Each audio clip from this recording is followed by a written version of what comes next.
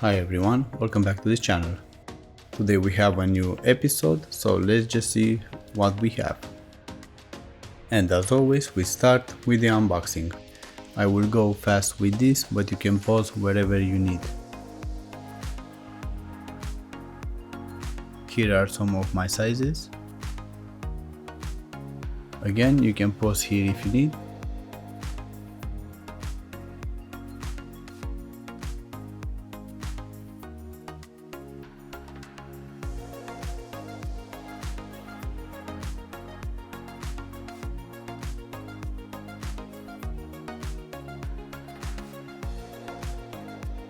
This pair of sneakers came with extra pair of laces in brown color.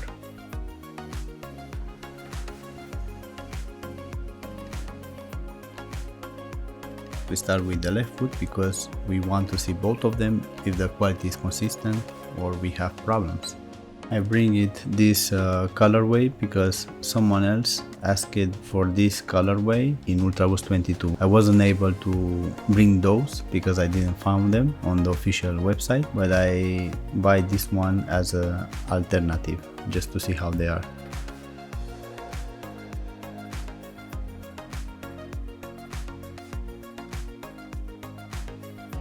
Here we have some closer shots with this velvet look-alike material because it's not velvet.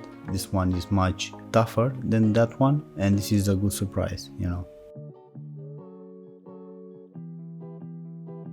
I initially thought that this material won't be suited for a pair of sneakers, but in this case the material is not velvet, it's not that soft, and is tougher enough to be on a pair of sneakers. We can see that in this toe box of the Ep85 we have some rubber, and I think that was there because they didn't want to let us feel the stitching too much, where those two panels are merging right over our toes. On the back we have this nylon stripe. I have to say that is useful. I did use it, so it's not only for the design. On the tongue we have this nylon with the logo. This logo is not reflective like in other sneakers. On the tongue and on the heel we have this black look-alike velvet material. These ones, they are a bit softer, but they are still not as soft as the velvet one. And that's a good thing because we want these sneakers to last, not just be pretty.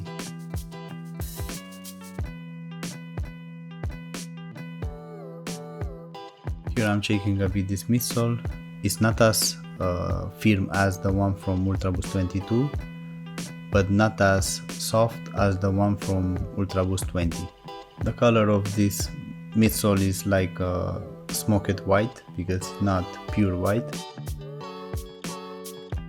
We can see here the outsole with the classical spider web look-alike rubber from Continental, as always. On this particular model I didn't like it because it was a bit too sticky, this rubber, in comparison with others from the Ep85 that I used it in the past.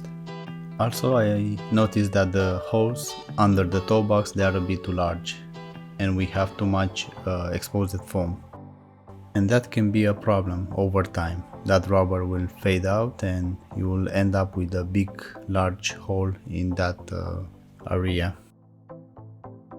Because as you can tell, the thickness of this rubber is not much, it's 2 or 3 millimeters.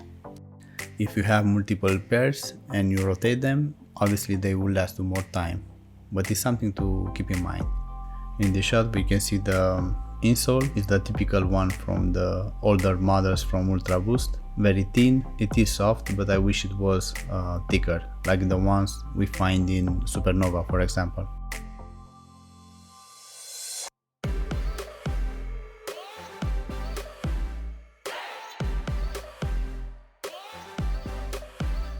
And here we can see the interior. This time the material that covers that boost material is something very soft. I don't know how to describe it, but it does help a bit. It's not as stiff that footbed like we seen in Ultraboost 22. and as you can see, it has one hole on the heel and other one is under the toe box. Although I wish that those holes were bigger, or that material it wasn't even there. In this shot we can see the internal label is on the tongue in this case. On the Ultraboost 22 we find it on the back of the heel. Here we have the right foot and the extra pair of laces, like I said, in this brown color, light brown color, which is a nice touch, to be honest. Here we have a look of these laces. The tips are very thick, I like that, and the elasticity is right on point.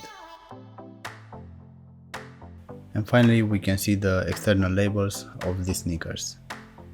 You can pause the video where you need.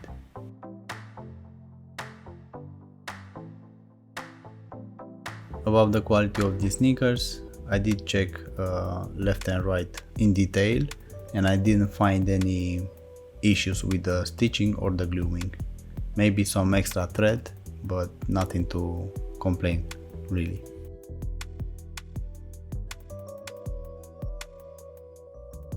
Like I said, this velvet look-alike material on the back of the heel, it's a bit more softer than the one from the toe box.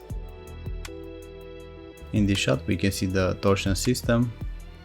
In this case is made with white and this bold green, and it's not as visible as in other sneakers that we've seen so far. In this shot we can see the exposed holes. They are a bit bigger than my nails, so that's a big hole there. Here we can see both of these insoles. They are exactly the same, no difference in between them. And again, the interior, like I said, I didn't have any issues with this one. I wish it wasn't that black footbed there, but it is what it is. The padding on this DNA 5 is the typical one, a bit too much for my taste. Here we can see the size of these laces and the prime knit material. And like I said, the elasticity is exactly on point. I like it the way it is.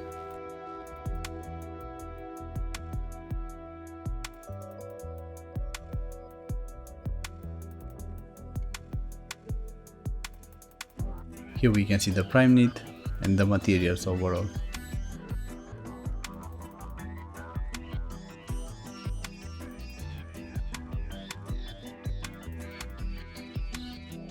We can see here the toe box that is very well ventilated. On the instep I wish it was the same, although I have to say that the elasticity on this instep is good enough. It's better than the one from Ultraboost 22. The Ultraboost 22 I always had that feeling that it's a bit too tight for my midfoot.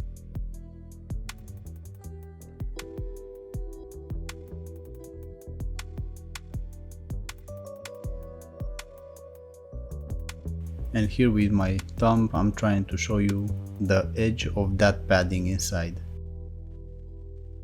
which I feel that is a bit too much for the hot summers, at least here in Spain. I like it that the holes on this cage, they are big enough, and the laces, they are very easy to tighten because of that, and get in and out those laces when you need. And I decided to add this part to all my videos in the future because I know it's helpful for many people. Here we can see the size of this footprint. It has 30.7 centimeters. You will see it in inch also on the screen.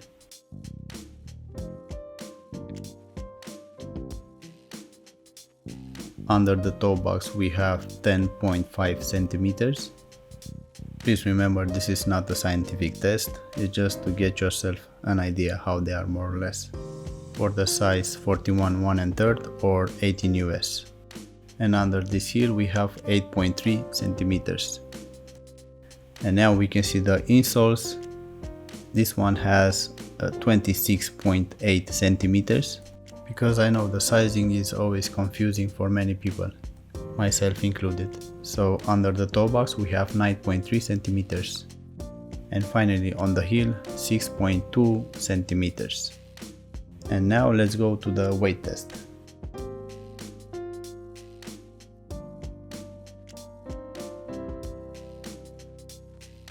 And guess what? They are a bit more lighter than Ultraboost 22. That's a good thing.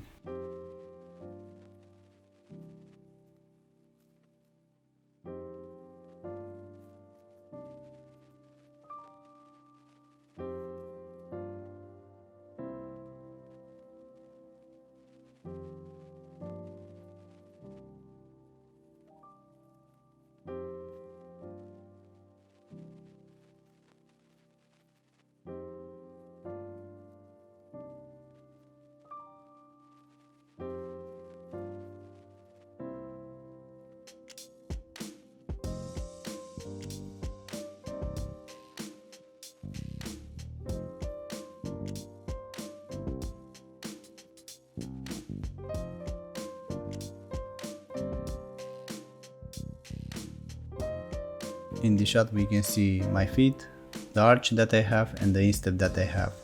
The size of my footbed is around 26 centimeters, sometimes can go up to 26.5 because the feet may swell from standing large number of hours. And you have to remember that inside we still have few millimeters left over these insoles, so there is no problem that if my feet are wider than this insole, because I still have room inside. I personally like to have some extra space inside, and the rule of thumb is the easiest way to find out if these sneakers are for you or not, in my opinion. I know that the doctors are recommending to measure your feet in the evening or at the end of your day.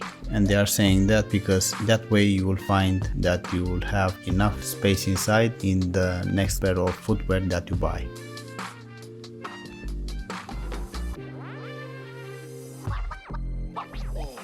We can see the shot in real time because I want to show you how much time you will need to get your feet inside with these sneakers, and it wasn't too hard, to be honest.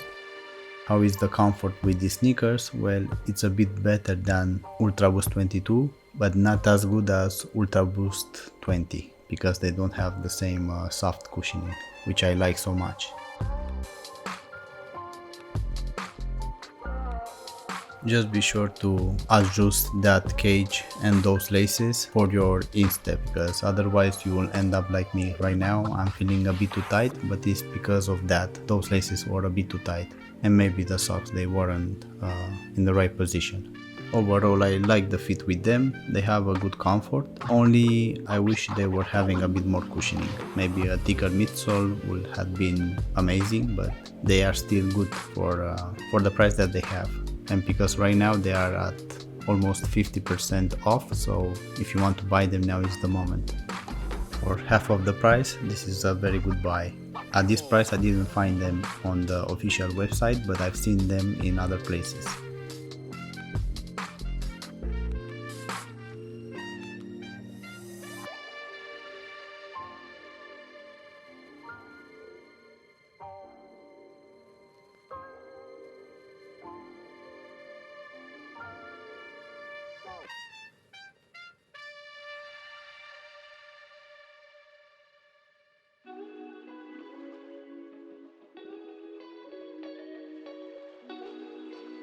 I'm pointing with my finger where my big toes are, and I would say it's still left 2 centimeters or almost 1 inch, and this is very well for my feet.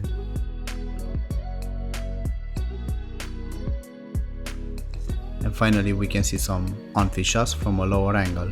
Here we can see a bit better the size of the midsole, the cushioning that it has, and the profile of the sneakers.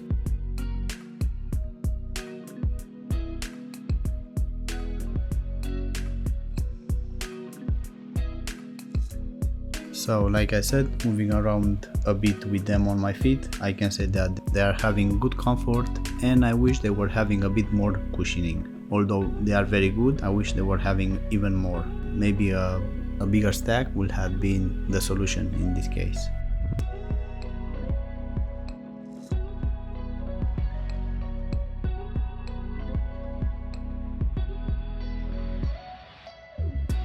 So it came the time for pros and cons. For pros, well, the price is 180 euros or dollars, but right now they are almost at half of the price. In some places they are at half of the price, if you are lucky to find the sizes. They have plenty of colorways in this DNA 5. They are lightweight, even lighter than Ultraboost 22, which is great, and overall good build quality.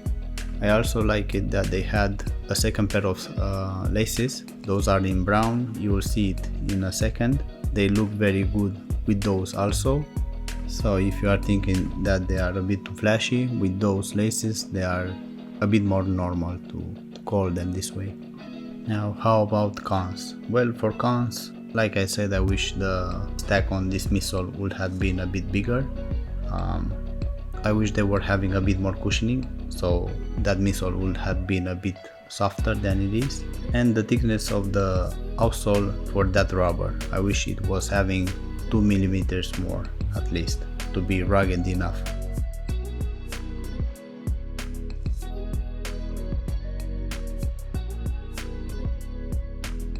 In the shot we can see both laces. As you can tell, the brown color is in my right foot. As you can tell, they do cool down a bit with these brown laces. So at the end it's up to you the way you want to use them. I wish they were having some reflective materials, because I didn't find on these sneakers. That's why you won't see a video with that, because I didn't find them reflective, so what's the point to add the video. If you are planning to run at night, be sure that your outfit it has some reflective materials, just in case, you know, for your safety.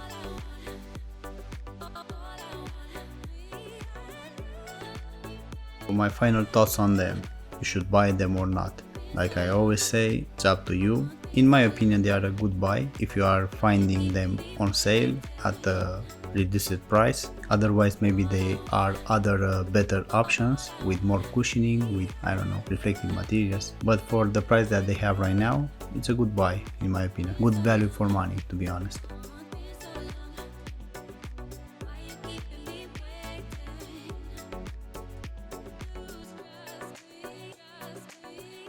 Thank you very much for joining to this episode. See you next time. If you have any questions, please let me know. Don't forget to subscribe because it's very important for me. Stay safe and have a nice day.